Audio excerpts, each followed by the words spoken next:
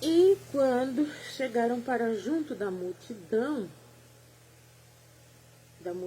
aproximou-se dele um homem que se ajoelhou e disse: Senhor, compadece-te de meu filho, porque é lunático e sofre muito, pois muitas vezes cai no fogo e outras muitas na água.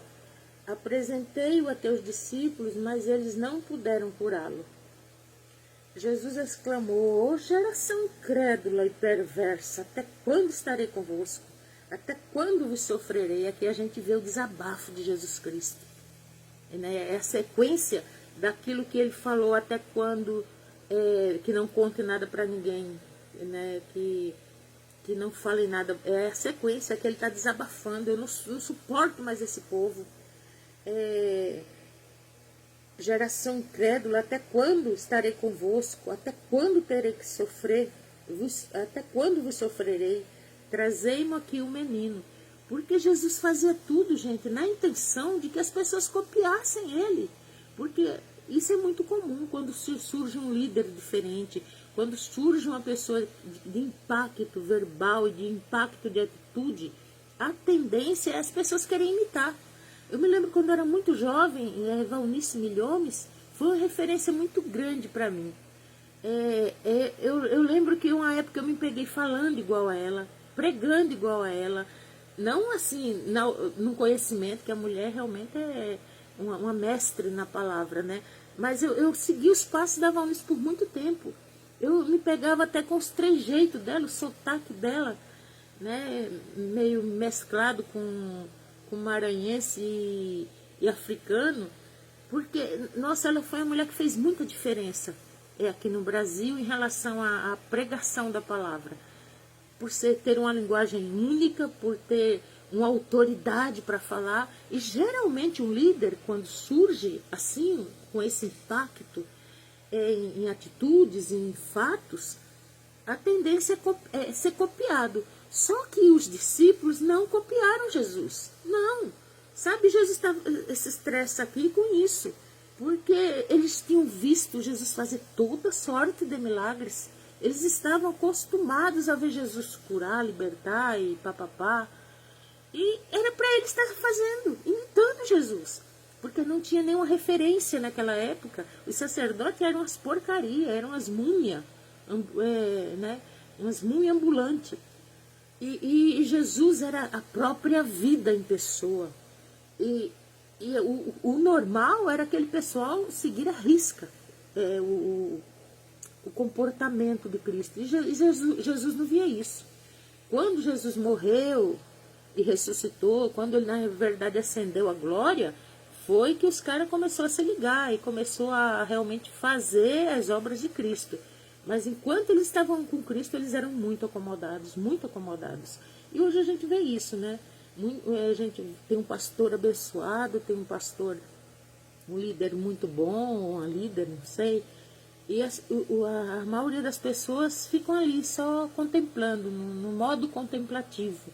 E nós precisamos realmente ser as mãos que sustentam os braços desses líderes. Assim como Jetro segurava, né, o sogro de Moisés, segurava os braços de Moisés, que ele era gordinho, pesado, já estava de idade, e não aguentava ficar com os braços assim, porque quando ele punha os braços assim, Israel ganhava a guerra. Quando ele não aguentava e baixava para descansar os braços, que não é fácil ficar com os braços assim, viu, amados? É difícil. A gente que é intercessor, que durante o culto a gente fica orando, a gente sabe que isso tem um peso muito grande. E isso também tem um peso muito grande no mundo espiritual. Quando a gente faz assim com as mãos e está realmente na presença de Deus, em oração, em consagração, amados, Satanás olha, ele não vê tuas mãos não, ele vê duas espadas, ele vê fogo, fogo consumidor. Eu sei disso porque um dia eu estava intercedendo. Na época eu estava na Igreja Renascer, há muitos anos atrás, eu era bem novinha. E eu intercedia mesmo, na época eu segurava a obra nos ombros, na intercessão. Eu ia todo dia em jejum para aquela igreja, na época era na Lins Vasconcelos, e eu ficava lá em jejum, em oração. E teve um dia que eu olhei para minhas mãos, eu não via minhas mãos, gente, eu só via aquela nuvem resplandecente de fogo. sabe? E esse é o significado real de levantar as mãos nessa posição e ficar intercedendo, não decorando, né? Porque tem gente que intercede, mas põe as mãos assim, mas fica mais decorando, parece uma decoração, um vaso, né? Faz parte da mobília da igreja. E não é isso que Deus quer. Deus quer que a gente esteja atento, alerta, concentrados. Às vezes a gente precisa fechar os olhos para ver o mundo espiritual. E muitos intercessores não, fica só assim de enfeite.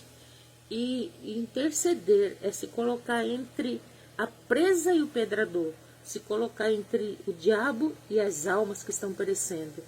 Mas voltando ao texto, que eu nem sei mais qual o versículo que eu estava, porque... mas é bem por aí, né? E Jesus respondeu, e Jesus repreendeu o demônio e este saiu do menino. E desde aquela hora ficou o menino curado. Então os discípulos, aproximando-se de Jesus, perguntaram em particular: por que motivo não podemos nós expulsá-los? E ele, Jesus, lhes respondeu: por causa da pequenez da vossa fé. Pois em verdade vos digo, se tiverdes fé como um grão de mostarda, direis a este monte: passa daqui para acolá, e ele passará. Nada vos será impossível. Mas esta casta não se expele senão por meio de oração, jejum. E muitas questões, isso aqui vai outro vídeo, porque é um assunto muito profundo e muito extenso, porque tem tipo de demônio que você repreende, dá um sai no nome de Jesus e ele já vaza. Tem demônios que não, irmãos. Tem demônios que é casta, que são legiões. E segundo alguns especialistas, uma legião são 6.000 demônios ou 6.000 anjos. São 6.000 seres. E tem pessoas que estão com legiões. Mais de 6, talvez 12, 18 mil. E não sai de uma vez. Sai um mais fraco, depois os líderes vai saindo aos poucos. Tem pessoas que levam meses. Dependendo do tratamento, tem pessoas que levam até 1 ano para ser liberta. Então, há casos e casos. Só que com Jesus não tinha boquinha, não. Era para sair na hora o chefe, a demonhaiada toda de uma vez só. E é bem por aí. Mas, e exige jejum, amados. Exige jejum. Tanto é que Jesus Cristo já tinha reserva de jejum. Ele começou o ministério dele somente com 40 dias de jejum e oração. E Moisés também. E sobre jejum e oração é mais outros vídeos, outras participações para falar sobre isso, porque é um assunto que hoje a gente não ouve falar muito. Quando eu era menina na Assembleia de Deus, a gente ouvia muito falar de jejum e oração. Muito. Nossa, tinha até competição. Quem conseguia jejuar mais, quem orava mais. E era uma competição saudável, não era para ultrapassar ninguém. Era eu consegui jejuar 2 dias, eu consegui jejuar 3 dias. Eu consegui jejuar a semana toda. Hoje a gente não vê mais falar isso nas igrejas. A igreja precisa voltar às raízes do jejum e da oração. Para expelir as castas, que está em todas as camadas sociais, começando da nossa família, começando de nós.